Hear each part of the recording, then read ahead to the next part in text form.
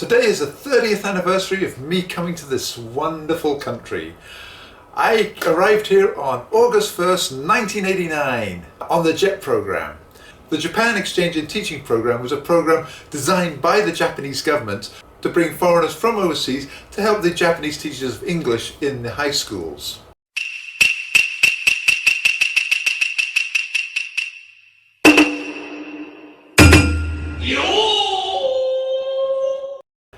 Now, I was part of the Toronto group, flying out from Toronto to Chicago, and then from Chicago we're going to take a 747 all the way to Narita. We're flying United Airlines, which have been in the news recently with their crash of their DC-10-232. The news had shown images of the plane cartwheeling along the runway, so I was a little bit unsure about flying United Airlines. Nobody knew why the DC-10 had crashed at this point. But we're flying a 747, so we're going to be much safer. Once we get to Chicago, though, we find out we're not taking a 747 to Narita Airport. Instead, we're going to be flying to Los Angeles, and then from there, take a 747 to Narita. We're going to be flying on a DC-10 to Los Angeles. Yay! So with prayers and trepidation, we boarded the DC-10. And luckily we made it to Los Angeles without any acrobatics on the part of the plane. Once we boarded the 747 in Los Angeles, that was another matter. I overheard the flight attendant say they didn't even have enough power to heat a cup of coffee, let alone take off. So there we were, stranded in Los Angeles for the night. We were told we were going to have a hotel, so we all got off the plane and waited for some United Airlines staff to tell us where we were going. And after about an hour or so, someone actually came up and said, "Oh yes, we do have a hotel for you." So we rushed off to the Hacienda Hotel.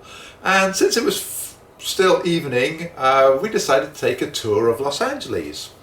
So we hired a tour bus and went to Santa Monica Beach and dipped our toes in the Pacific Ocean. Then we went to Rodeo Drive to look at all the shops. But it was Sunday evening and all stores were closed.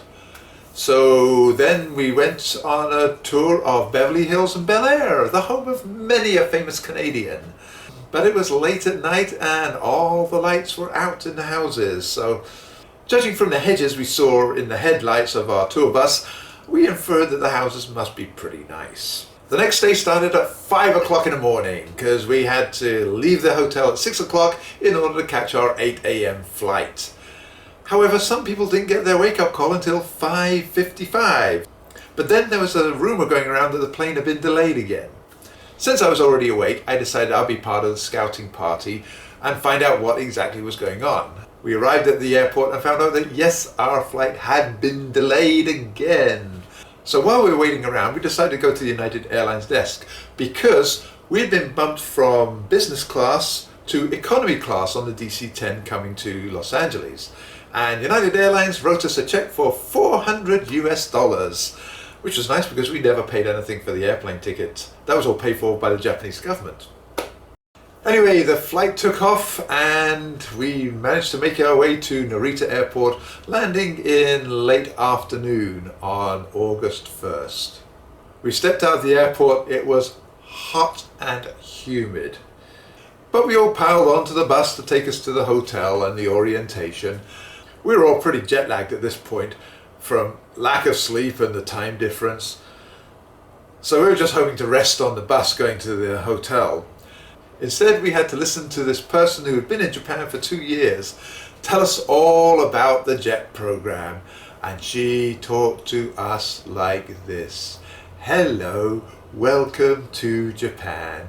You're on the JET program now." And I just looked at her and I thought, oh my God, if this is what happens after 2 years, I want to go home right now. I made a vow to myself, I promise I will never end up like her. Once we reached the Kyoto Plaza Hotel, we dropped our bags and immediately went down to the reception because, hey, we had to. Why we had to, I had no idea because no one would have noticed 42 people missing from 1,300 participants. But we had to anyway.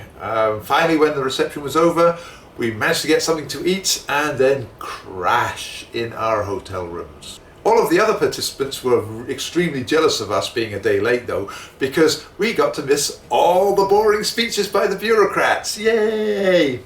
But instead, the next day, when we were meant to be doing seminars, one of our seminars was cut just so we could get a shortened version of the bureaucrat speeches. Because, well, what's more important? Listening to a bureaucrat speech or finding out what you're actually supposed to be doing? This is Japan after all. The next few days passed in a jet-lagged haze. I don't remember too much else about it, other than that we went out to Kabukicho one time and we were denied access to a bar by this big Japanese bouncer. Afterwards, one of the people said they noticed he had a tattoo, so it was probably just as well we weren't allowed in.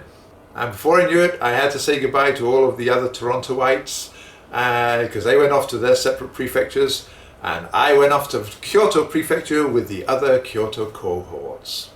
I was hoping for a nice 3-hour trip on the bullet train, but instead we had to take a 10-hour bus ride all the way there.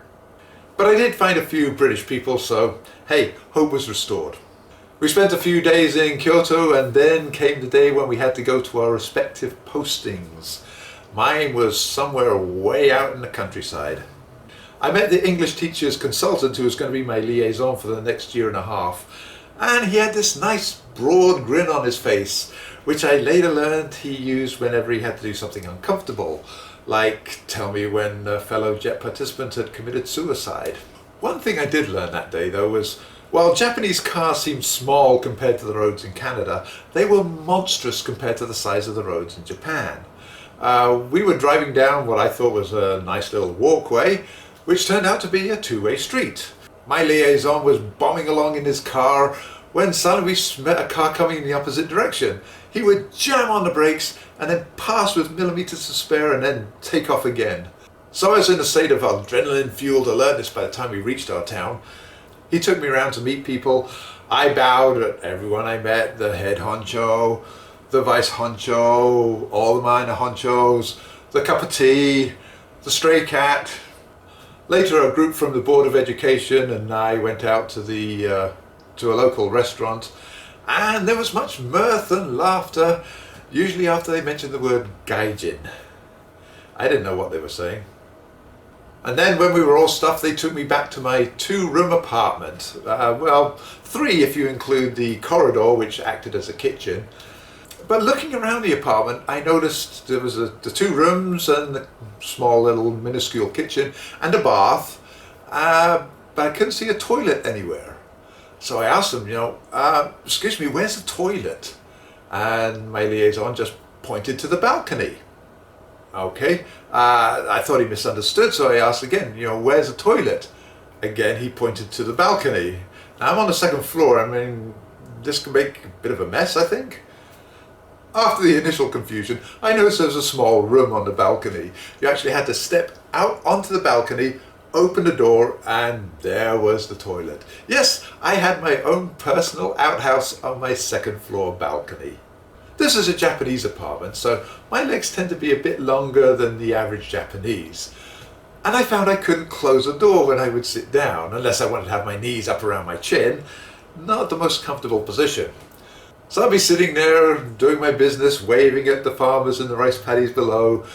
And in the following years, I learned to make friends with the cicadas and the cockroaches who would visit me there in the summer. And I learned to wait until the last possible moment in the winter months, because there was no heater in that room. But this was my very first night in my new apartment here in Japan. Now this was 1989 and there was no internet then. The only way to contact anyone was via telephone, which hadn't been set up at that point, or by snail mail, which took a couple of weeks. So there I was in the darkening gloom, all alone, thousands of miles from my friends and family, and I had never felt so completely alone in all my life before.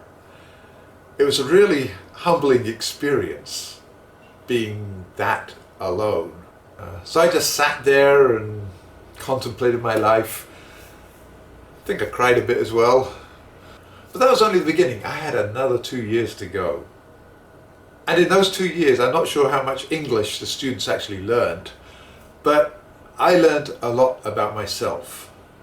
Coming to a new country, and learning all about it was one of the most important experiences in my life, and I'm really glad that I did it.